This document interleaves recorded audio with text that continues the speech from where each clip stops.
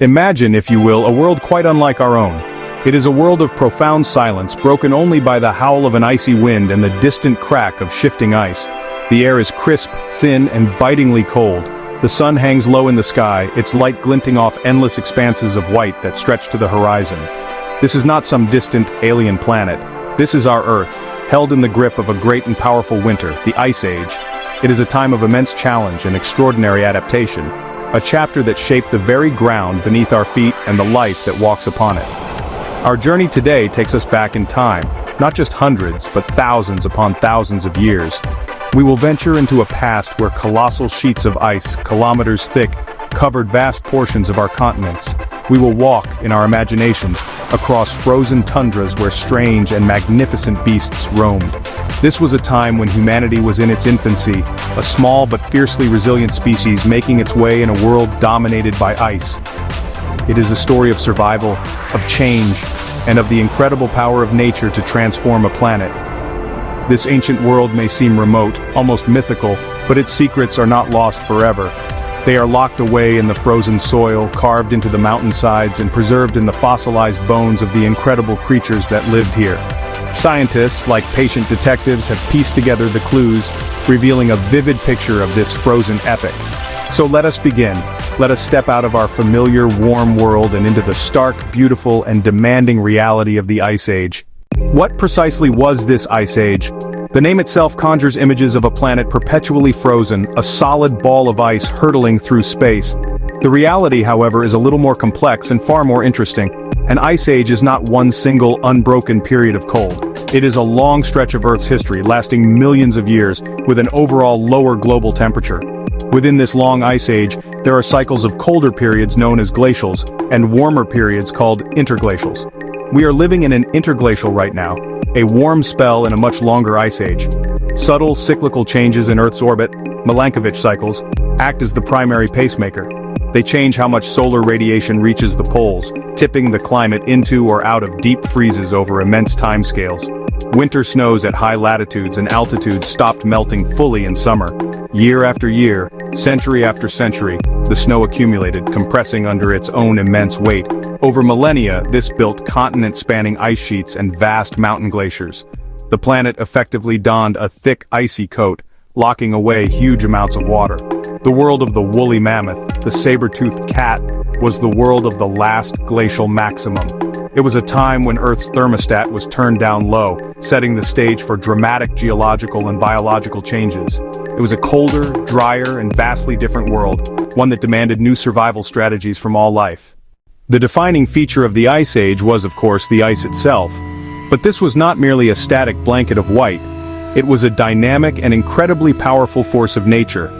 Enormous ice sheets, some more than 2 miles thick, covered much of North America, Northern Europe, and Asia. To picture the scale is almost impossible. Imagine a river of ice so vast it buries entire mountain ranges, its sheer weight pressing down on the Earth's crust with unimaginable force. These were not static monuments. They were glaciers, slowly, relentlessly flowing outwards from their centers under their own colossal weight.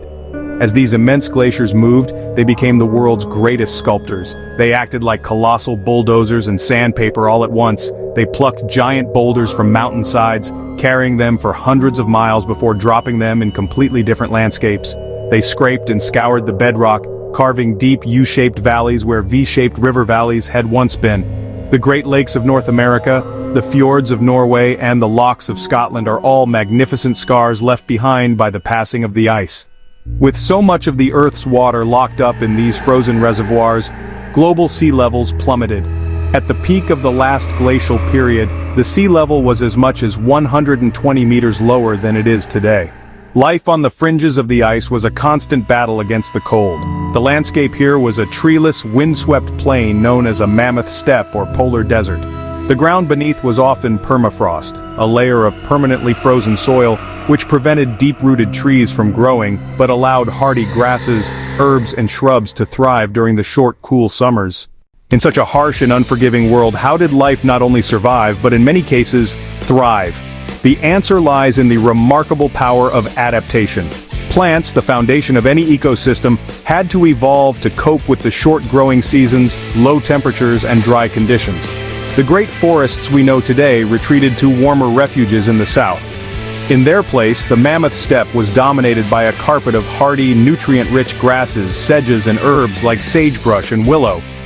These plants were adapted to the cold and could grow quickly during the brief summer, providing a vast pasture for the animal life of the Ice Age. The animals, in turn, were superbly equipped for the cold.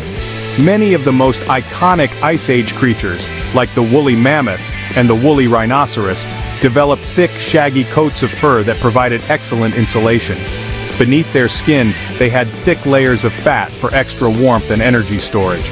Even their bodies were shaped by the climate. Smaller ears and shorter tails helped to reduce heat loss. The musk ox, a survivor from that time, still displays these remarkable adaptations today, with its dense undercoat and shaggy outer hair that hangs almost to the ground, creating a personal, portable shelter. Survival was not just about staying warm, it was also about finding food. The vast grasslands of the steppe supported enormous herds of herbivores. This abundance of grazers, in turn, supported a formidable array of predators. Packs of dire wolves, larger and more robust than modern gray wolves, hunted in teams to bring down large prey. Early humans were, of course, a crucial part of this ecosystem. They were not yet the dominant force on the planet, but another predator and scavenger, competing with the lions and wolves for a place in the food web. Their survival depended entirely on their intelligence, their ability to cooperate, and their growing technological skill. They were not merely passive inhabitants of this frozen world, they were active participants, shaping their own destiny with every tool they crafted and every hunt they planned. For our early ancestors, the Ice Age was the ultimate test of endurance and ingenuity. These were not primitive, brutish cavemen, but intelligent and highly adaptable people, Homo sapiens just like us. They lived in small, mobile groups of hunter-gatherers. Their lives followed the seasons and migrating herds. Their world was one of constant challenge. A failed hunt could mean starvation, a simple injury could be a death sentence. Yet they survived and flourished, spreading across the globe in an epic migration. Shelter was vital. Natural caves, rock overhangs, but not always where the hunting was best. On the open plains, Eastern Europe, Siberia, archaeologists found prehistoric dwellings. Some were built using mammoth bones and tusks as a framework, covered with animal hides. Inside, a central hearth provided warmth and light, a place to cook, and a center for community life.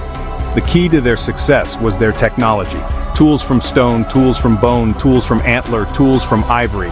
Flint knapping techniques created razor-sharp spear points, knives, scrapers for processing hides. One important innovation was the spear thrower, the atlatl. It added force, speed, and accuracy, allowing hunting of large, dangerous animals from a safer distance. They crafted fine bone needles, sewing tailored animal skin clothing to protect from the cold.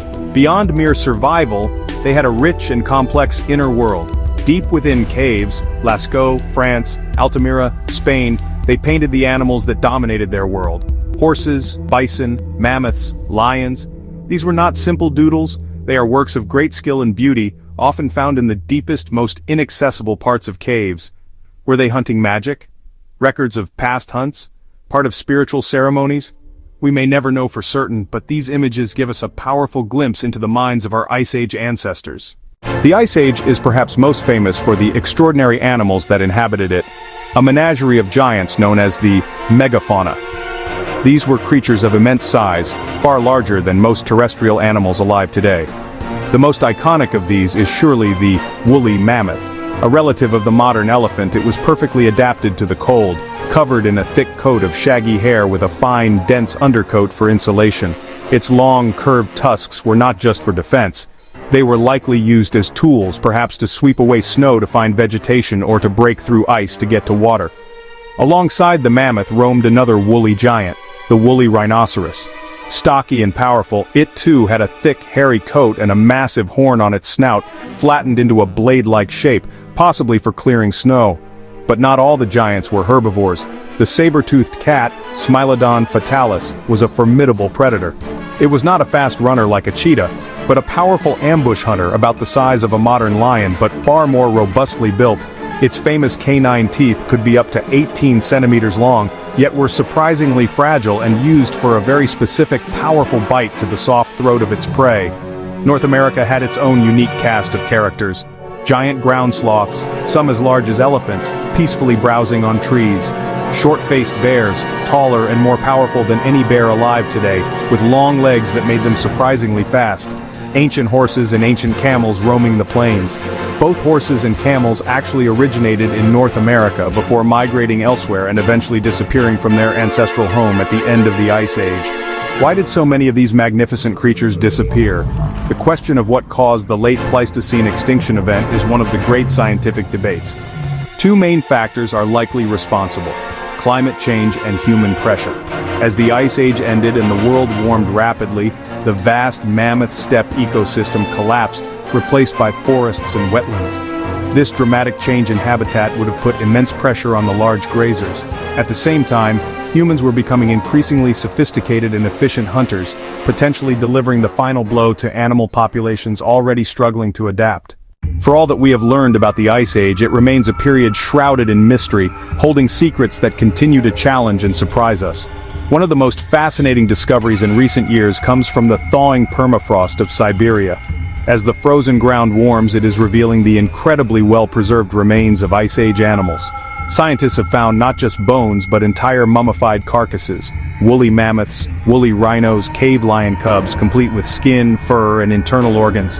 One particularly tantalizing discovery was the body of a 42,000-year-old foal of an extinct horse species, found in near-perfect condition. Amazingly, scientists were able to extract liquid blood from its heart vessels, the oldest liquid blood ever found. This raises the incredible, though highly controversial, possibility of de-extinction.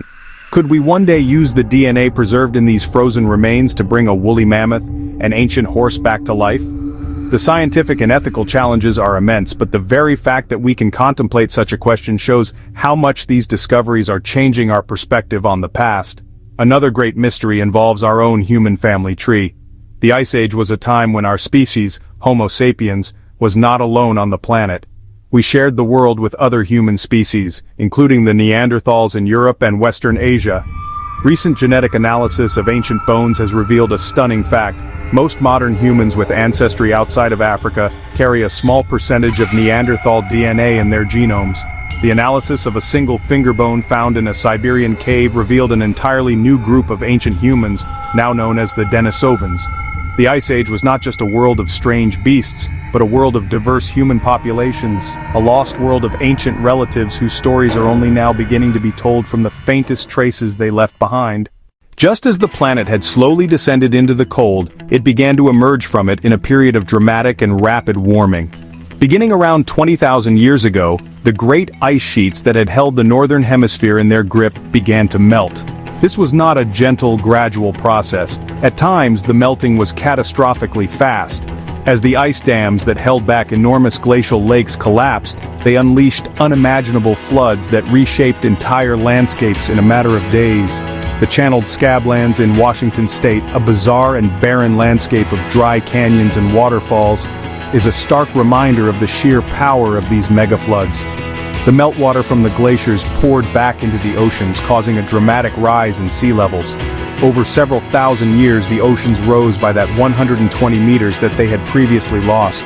Coastlines retreated, low-lying areas were inundated, land bridges that had connected continents disappeared beneath the waves. Great Britain was finally cut off from Europe, and the Bering Land Bridge between Asia and America was submerged, isolating the populations of the New World. The map of our world began to take on the familiar shape we know today. The climate and ecosystems of the planet were utterly transformed. The cold, dry mammoth steppe vanished, unable to survive in the warmer, wetter conditions. In its place, vast forests of birch, pine, and oak spread northwards, following the retreating ice.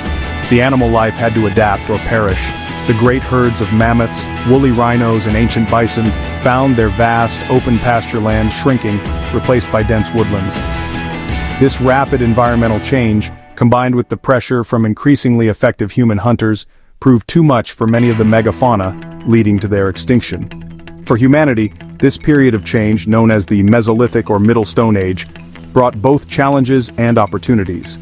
The disappearance of the large herds forced people to adapt their hunting strategies. They began to hunt smaller forest animals, to fish in the newly formed rivers and lakes, and to gather a wider variety of plant foods. This shift towards a more diverse and localized food source was a crucial step. It encouraged a more settled existence and laid the groundwork for agriculture in the post-glacial world. Although the last great glacial period ended over 10,000 years ago, we live in a world that is profoundly shaped by its legacy. The very ground beneath our feet in many parts of the world is a direct product of the ice. The fertile soils that support much of the world's agriculture in Europe and North America are composed of loess, a fine wind-blown silt ground up by glaciers and deposited across the plains. The Great Thaw also determined the path of our rivers and the location of our lakes. The Great Lakes of North America were scoured out by advancing ice sheets and filled with meltwater. Countless smaller lakes, ponds, and wetlands across the northern hemisphere owe their existence to glaciers. These features have been vital to human settlement and to commerce for millennia, providing water, transportation routes, and abundant sources of food. We have built our civilizations around the water features the Ice Age gifted to us. The biological world also carries echoes of this time. Many plant species retreated into warmer refuges during the glacial maximum. Many animal species did the same. Both later expanded as the ice retreated. The great migrations of animals and the spread of forests were part of this global recovery. The great extinction of the megafauna permanently altered ecosystems. We can only imagine how different our world would be if mammoths still roamed the Siberian tundra, or if saber-toothed cats still hunted in the Americas. Perhaps the most profound legacy of the Ice Age is written in our human story. Surviving the cold pushed our ancestors to become more innovative, more cooperative, and more resilient. Migrations across newly exposed land bridges allowed humans to populate the globe. The warming that ended the Ice Age created climatic stability that allowed for the birth of agriculture and eventually the rise of cities and civilization. We are the children of the Ice Age, a species forged in a frozen world. Its story is our story.